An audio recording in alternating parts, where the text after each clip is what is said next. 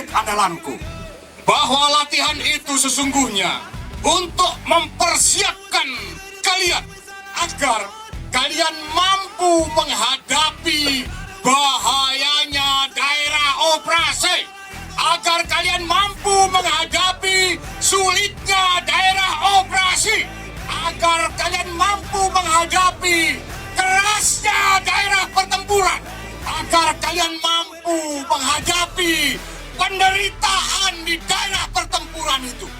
Para prajuritku, petarung andalanku, sungguh kalian ke Papua itu akan melaksanakan tugas suci. Kenapa? Karena di tanah Papua sana masih ada angkara murka.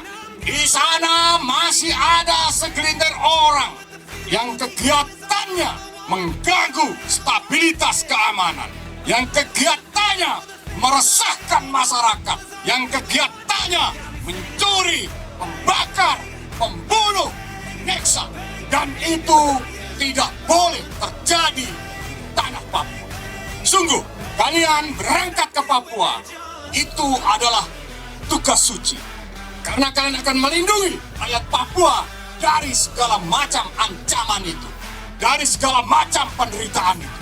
Untuk itu, kuatkan hati kalian, teguhkan niat kalian, berniatlah dengan yang baik bahwa tugas kalian adalah untuk melaksanakan panggilan Ibu Pertiwi, untuk menjaga tiap jengkal kedaulatan kita di Papua, untuk memberi rasa aman, dan untuk menghancurkan angkara murka.